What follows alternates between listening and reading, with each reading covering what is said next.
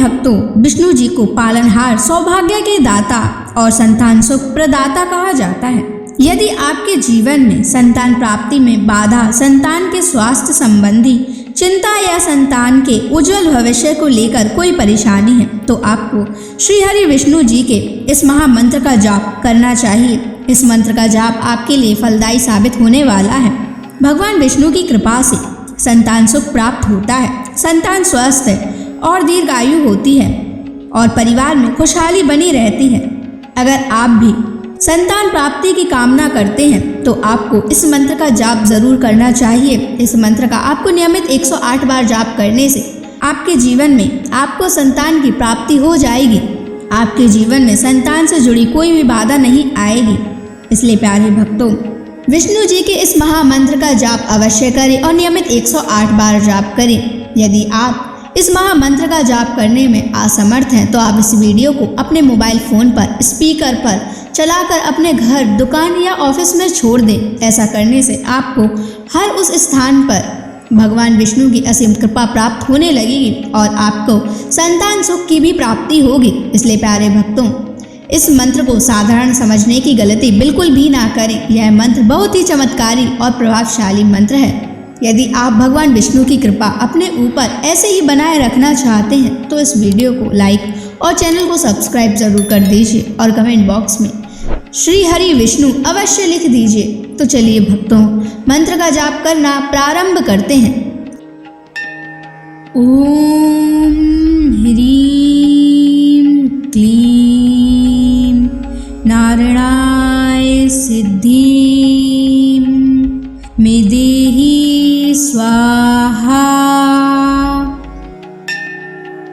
ओम ह्रीं क्लीं नारायणाय सिद्धिं मे देहि स्वाहा। ओम ह्रीं क्लीं नारायणाय सिद्धिं मे देहि स्वाहा।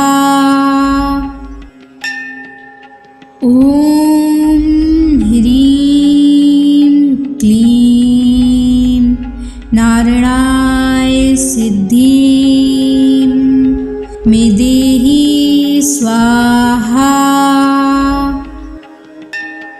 ओम ह्रीं क्लीं नारायणाय सिद्धिं मे देहि स्वाहा।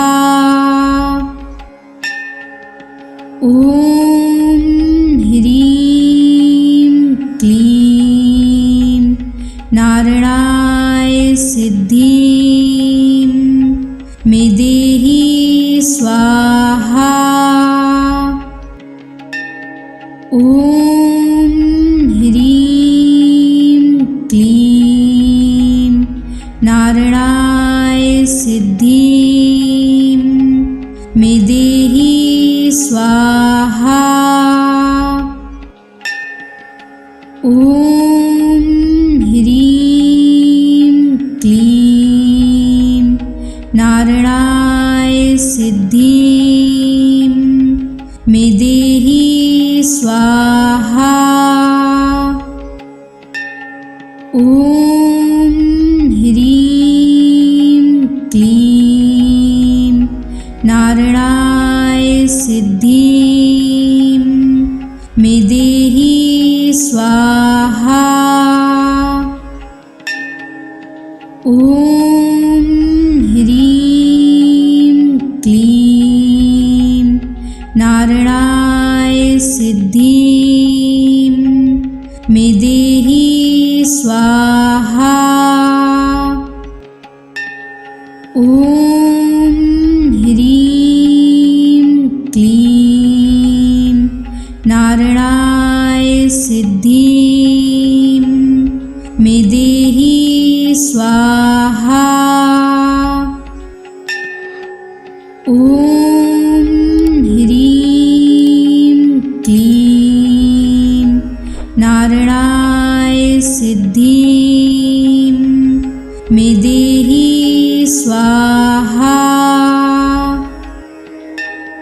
ॐ ह्रीं क्लीं नारायणाय सिद्धिं मे देहि स्वाहा।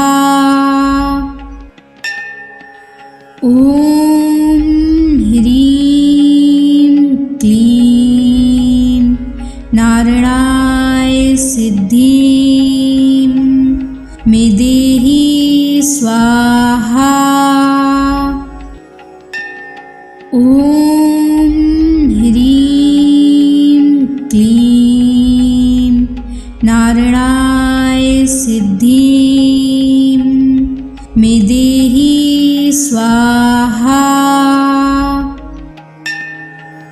ॐ ह्रीं क्लीं नारायणाय सिद्धिं मे देहि स्वाहा। ॐ ह्रीं क्लीं नारायणाय सिद्धिं मे देहि स्वाहा। ॐ ह्रीं क्लीं नारायणाय सिद्धिं मे देहि स्वाहा। ॐ ह्रीं क्लीं नारायणाय सिद्धिं मे देहि स्वाहा। ॐ ह्रीं क्लीं नारायणाय सिद्धिं मे देहि स्वाहा। ॐ ह्रीं क्लीं नारायणाय सिद्धिं मे देहि स्वाहा। ॐ ह्रीं क्लीं नारायणाय सिद्धिं मे देहि स्वाहा। ॐ ह्रीं क्लीं नारायणाय सिद्धिं मे देहि स्वाहा। ॐ ह्रीं क्लीं नारायणाय सिद्धिं मे देहि स्वाहा। ॐ ह्रीं क्लीं नारायणाय सिद्धिं मे देहि स्वाहा। ॐ ह्रीं क्लीं नारायणाय सिद्धिं मे देहि स्वाहा। ॐ ह्रीं क्लीं नारायणाय सिद्धिं मे देहि स्वाहा। ॐ ह्रीं क्लीं नारायणाय सिद्धिं मे देहि स्वाहा। ॐ ह्रीं क्लीं नारायणाय सिद्धिं मे देहि स्वाहा। ॐ ह्रीं क्लीं नारायणाय सिद्धिं स्वाहा। ॐ ह्रीं क्लीं नारायणाय सिद्धिं मे देहि स्वाहा। ॐ ह्रीं क्लीं नारायणाय सिद्धिं मे देहि स्वाहा। ॐ ह्रीं क्लीं नारायणाय सिद्धिं मे देहि स्वाहा। ॐ ह्रीं क्लीं नारायणाय सिद्धिं मे देहि स्वाहा।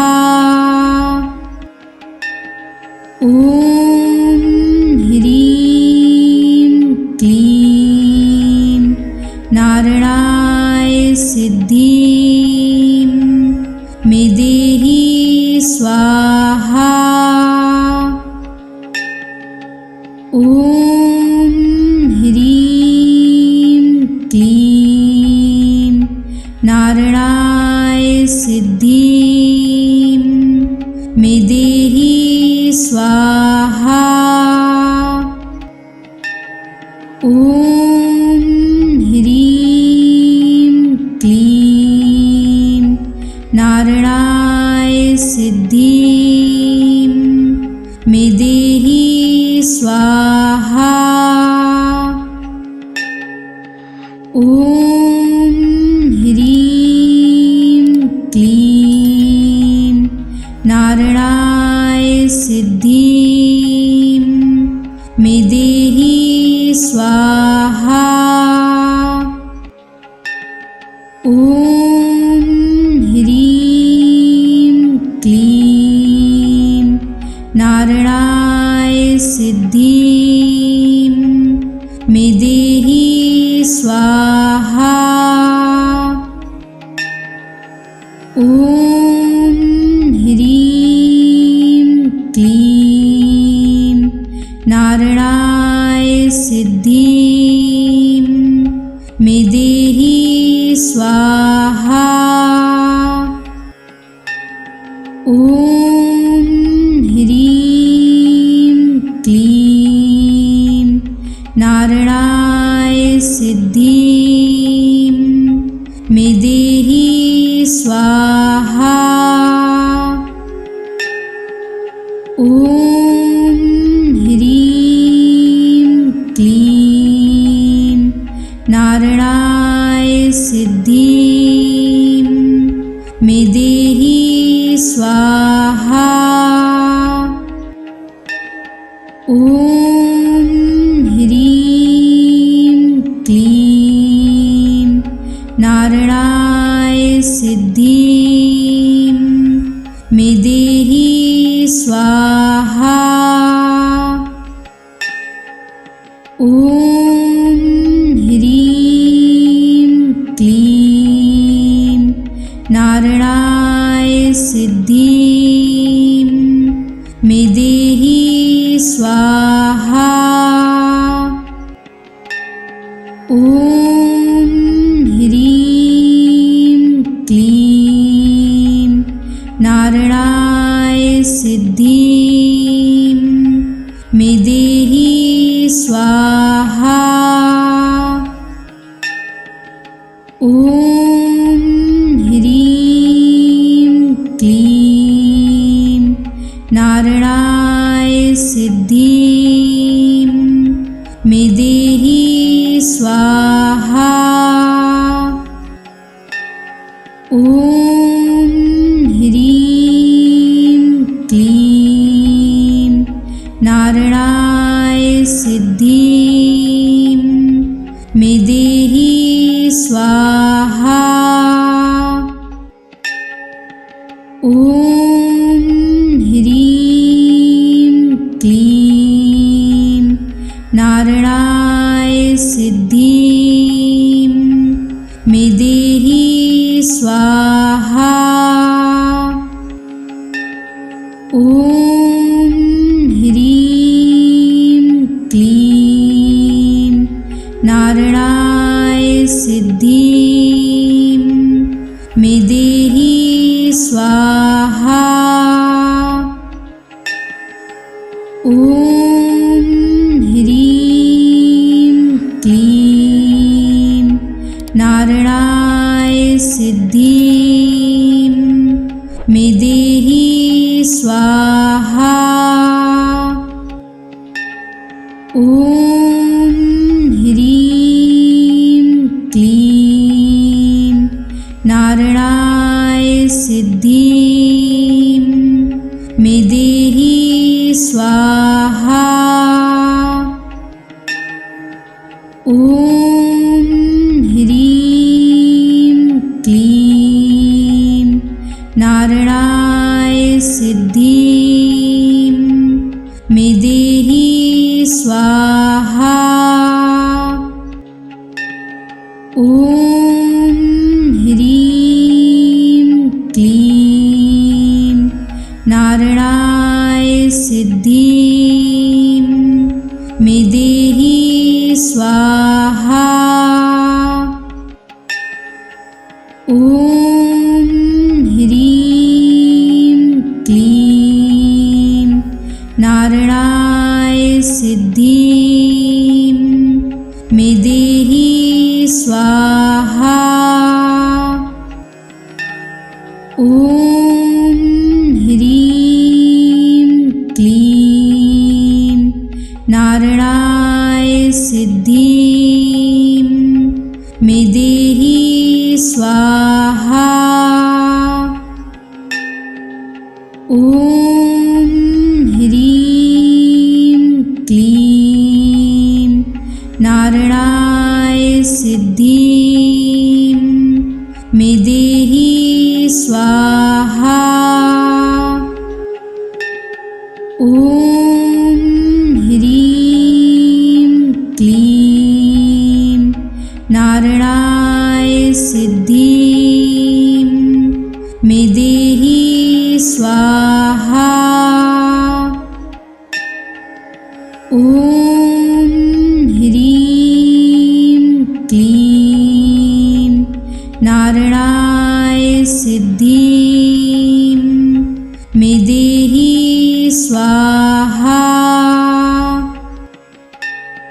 ॐ ह्रीं क्लीं नारायणाय सिद्धिं मे देहि स्वाहा।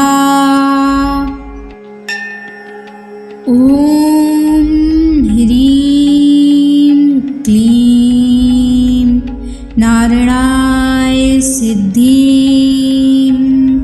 मे देहि स्वाहा।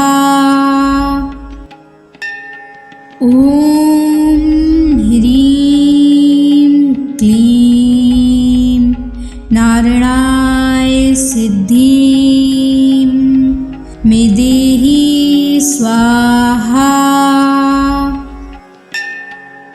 ॐ ह्रीं क्लीं नारायणाय सिद्धिं मे देहि स्वाहा।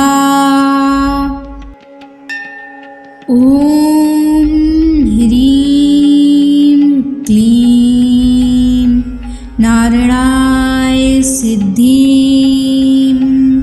मे देहि स्वाहा।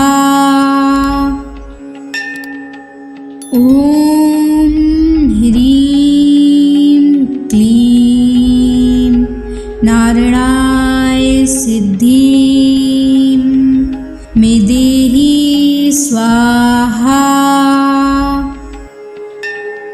ॐ ह्रीं क्लीं नारायणाय सिद्धिं मे देहि स्वाहा।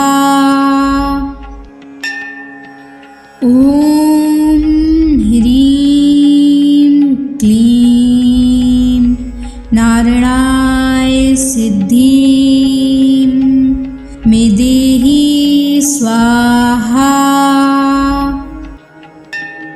ॐ ह्रीं क्लीं नारायणाय सिद्धिं मे देहि स्वाहा।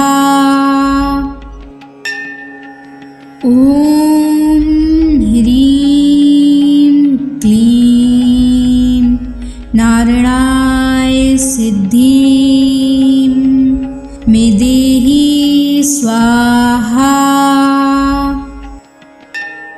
ॐ ह्रीं क्लीं नारायणाय सिद्धिं मे देहि स्वाहा। ॐ ह्रीं क्लीं नारायणाय सिद्धिं मे देहि स्वाहा। ॐ ह्रीं क्लीं नारायणाय सिद्धिं मे देहि स्वाहा।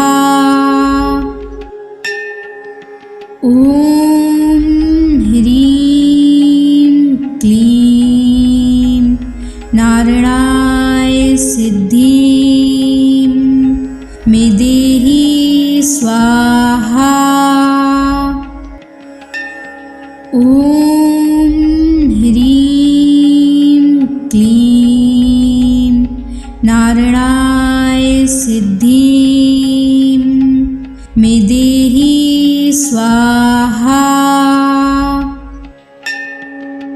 ॐ ह्रीं क्लीं नारायणाय सिद्धिं मे देहि स्वाहा। ॐ ह्रीं क्लीं नारायणाय सिद्धिं मे देहि स्वाहा।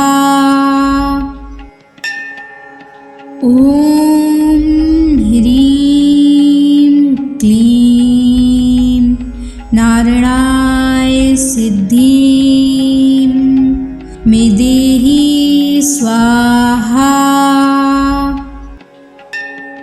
ॐ ह्रीं क्लीं नारायणाय सिद्धिं मे देहि स्वाहा।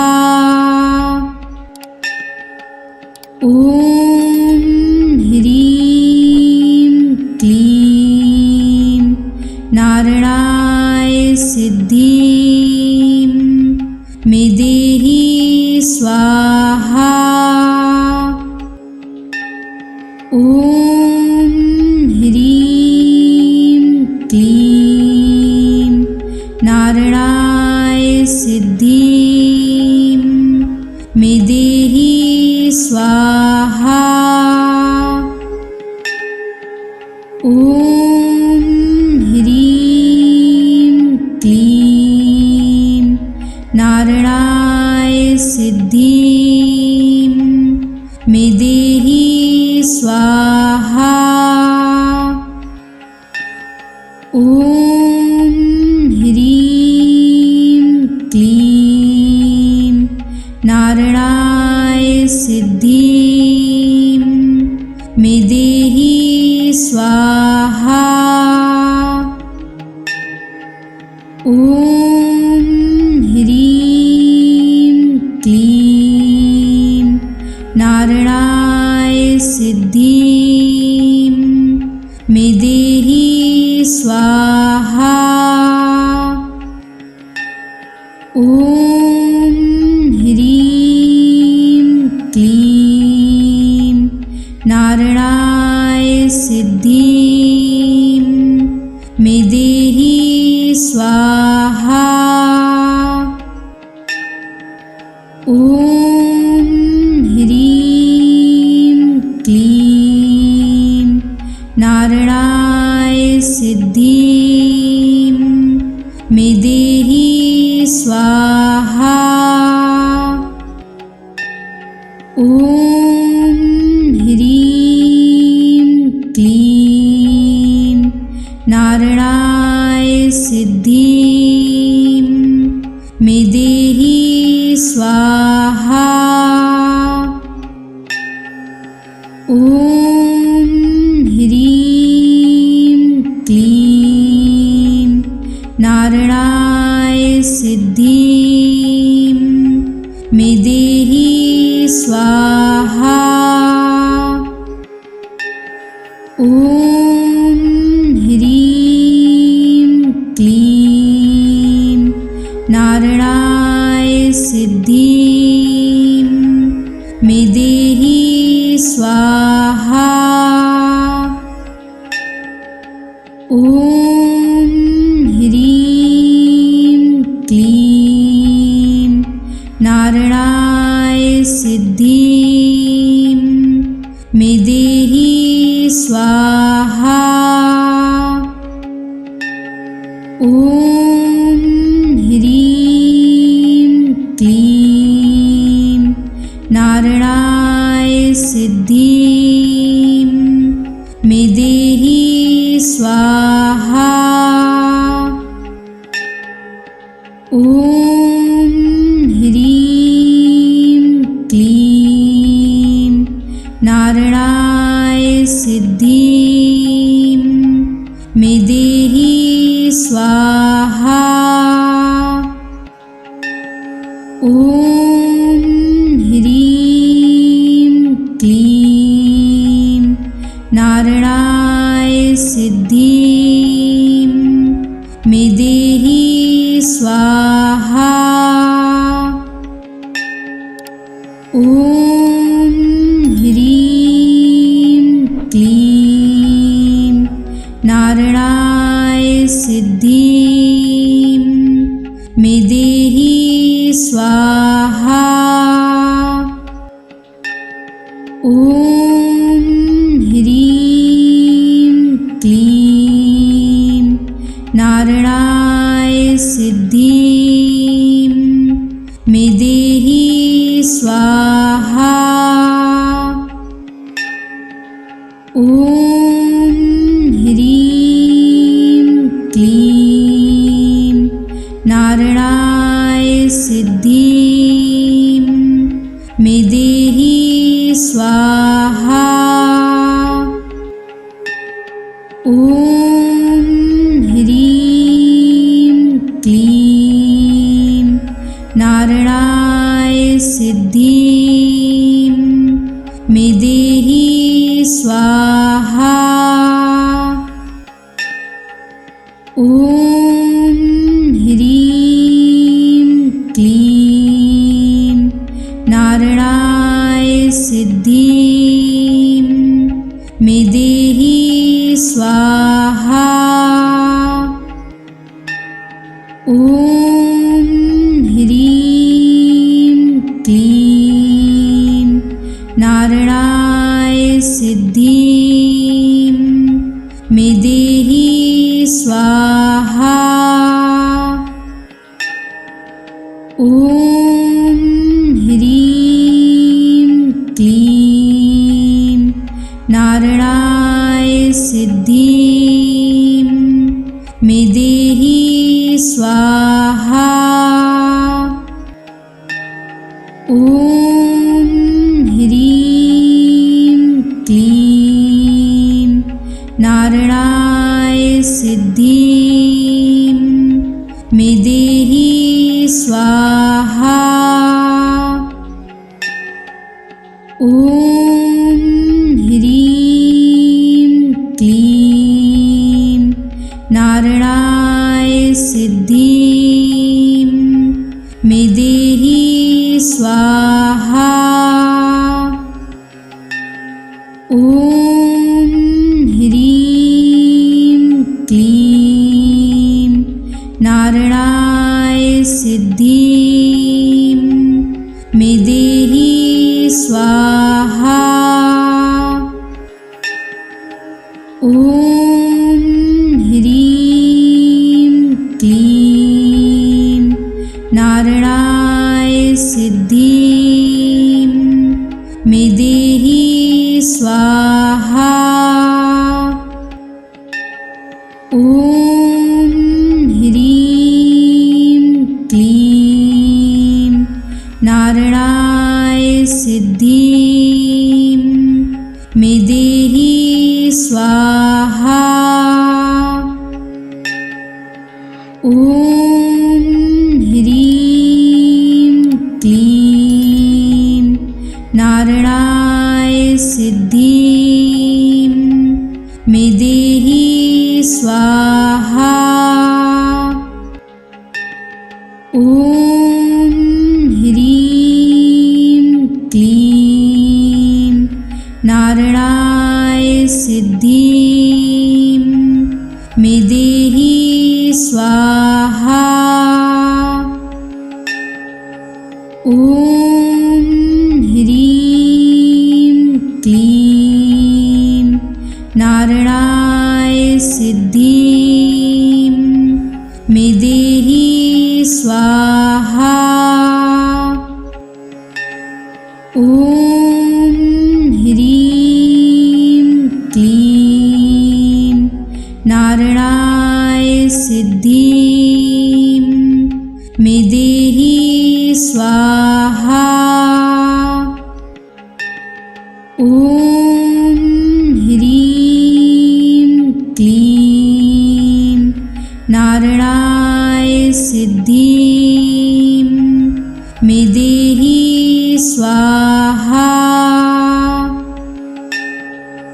ॐ ह्रीं क्लीं नारायणाय सिद्धिं मे देहि स्वाहा।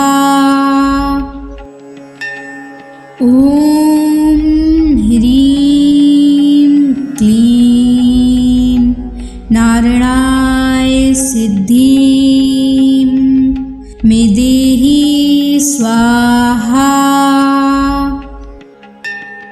ॐ ह्रीं क्लीं नारायणाय सिद्धिं मे देहि स्वाहा। ॐ ह्रीं क्लीं नारायणाय सिद्धिं मे देहि स्वाहा। ॐ ह्रीं क्लीं नारायणाय सिद्धिं मे देहि स्वाहा। ॐ ह्रीं क्लीं नारायणाय सिद्धिं मे देहि स्वाहा। ॐ ह्रीं क्लीं नारायणाय सिद्धिं मे देहि स्वाहा। ॐ ह्रीं क्लीं नारायणाय सिद्धिं मे देहि स्वाहा। ॐ ह्रीं क्लीं नारायणाय सिद्धिं मे देहि स्वाहा। ॐ ह्रीं क्लीं नारायणाय सिद्धिं मे देहि स्वाहा। ॐ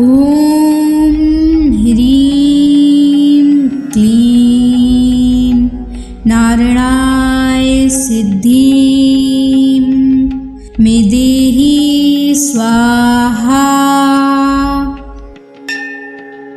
ॐ ह्रीं क्लीं नारायणाय सिद्धिं मे देहि स्वाहा।